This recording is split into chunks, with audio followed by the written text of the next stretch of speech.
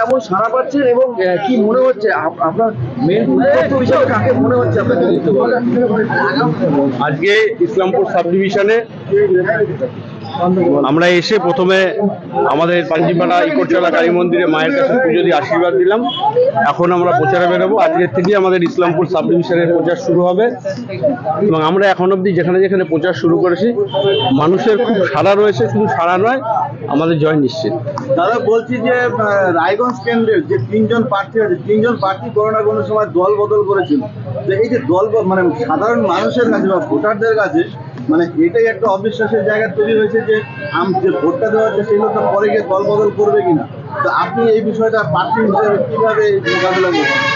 আমাদের যশস্বী প্রধানমন্ত্রী মোদিদের নেতৃত্বে আমাদের কেন্দ্রীয় নেতৃত্ব, রাজ্য নেতৃত্ব এবং আমাদের জেলা নেতৃত্ব আমাকে প্রার্থী করেছে এবং এই প্রার্থী করার উদ্দেশ্য একটাই, আপনারা সবাই হয়তো একটু হলেও জেনে থাকবেন, আমি সাড়ে 4 বছর কালিগঞ্জ পৌরসভার পৌরপতি ছিলাম। মানুষের কাজের জন্য চেষ্টা করেছি। বর্তমান ভারতবর্ষের যা পরিস্থিতি, মোদিজি ছাড়া তার বিকল্প নেই, কারণ মোদিজি এখন গোটা পৃথিবীর মুখ। সেই জায়গায় দাঁড়িয়ে মোদিজির উন্নয়নের সাথে হাত বাড়ানোর জন্যই এখানে প্রার্থী হয়েছে, মানুষের পাশে থাকার অঙ্গীকার করছে। আপনি বলেছিলেন যে শুধুমাত্র ভিক্টরকে প্রতিপক্ষ হিসাবে মনে করছেন, কৃষ্ণ কল্যাণী নয় কেন?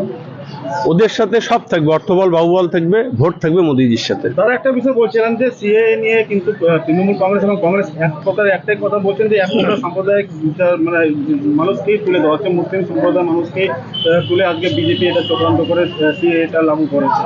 কি বলবেন? আমি একদম এটা পুরোপুরি মিথ্যাচার। আপনারা সবাই জানেন, আমাদের স্বরাষ্ট্রমন্ত্রী বলে দিয়েছেন ভারতবর্ষে যারা রয়েছে কারো নাগরিকত্ব যাবে না, এবং আমিও এখানকার আমাদের যারা বিজেপি নেতৃত্ব আমরা সবাই বলছি কোনো মানুষের কোনো নাগরিকত্ব যাবে না। দাদা বলছে বিজেপি বলছে যে রায়গঞ্জ লোকসভা কেন্দ্রে বিজেপির দুটা প্রার্থী রয়েছে, কৃষ্ণ কল্যাণী, কার্তিক চন্দ্র পাল। কি প্রতিক্রিয়া থাকবে আপনার? মানুষের বিচার করবে, আপনারা 4 তারিখে জবাব পাবেন। দাদা এই যে আপনি যে এলাকায় দাঁড়িয়ে আছেন এখানে সব পশ্চিমবঙ্গের বিভিন্ন জায়গায় ভোটের আগে হিংসা ছড়ায় এবং ইতিমধ্যে অনেক জায়গায় ছড়িয়েছে। কি মনে করছেন যে মানুষ শান্তিপূর্ণ ভোট দিতে পারবে?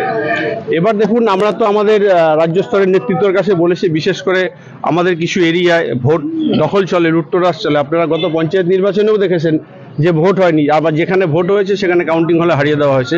সেই জায়গায় আমরা বলেছি সম্পূর্ণ কেন্দ্র বাহিনী দিয়ে যেন পুরোপুরি ভোটটা করানো হয়। বলছি দাদা, দেবশ্রী চৌধুরী বলছে রায়গঞ্জ লোকসভা কেন্দ্রের বিজেপি কর্মী সমর্থকরা হচ্ছে দেবশ্রী চৌধুরীর জন্য কাটছে। কি প্রতিক্রিয়া থাকবে? না, অবশ্যই দিদিকে ভালোবাসে, সেই জন্য দুঃখ হবেই। আর দিদি তো অনেক কাজ করেছেন। দাদা পূজা দিলেন, কি বলবেন? এই কি মনোকামনা এবং কি বললেন? প্রথমে আমি পুজো দিলাম, যে পুজোয় মায়ের কাছে বললাম যে আমার উত্তর দিনাজপুর জেলাবাসী যেন সবাই ভালো থাকে, সুস্থ থাকে এবং মানুষের মধ্যে যেন ভ্রাতৃত্ববোধটা থাকে। সবাই আমরা যে যাই রাজনৈতিক দল করি, সবাই যেন নিজেদের ভালোবাসাটা অক্ষুণ্ণ রাখি, হিংসাকে ত্যাগ করে ভালোবাসার মাধ্যমে ভোটটা হোক। তার সাথে অবশ্যই দেশের মঙ্গল কামনায় মোদিজি যেভাবে চেষ্টা করছেন সেই আশীর্বাদ মায়ের কাছে চাই। ইসলামপুর, গোয়ালকোহর আর হচ্ছে চাকুলিয়া, এই 3টি ব্লকই দেখা যাচ্ছে যে সংখ্যালঘু। আপনি আজকে ওই এলাকাতে প্রচারে আছেন, তো কি মনে হচ্ছে এই 3টি ব্লক থেকে কি লিড থাকবে? ভারতবর্ষের সমস্ত মানুষ, সর্বধর্মের মানুষ মোদিজির সাথে আছে এবং মোদিজিকে আশীর্বাদ করবে, সেই আশীর্বাদ আমরাও পাবো।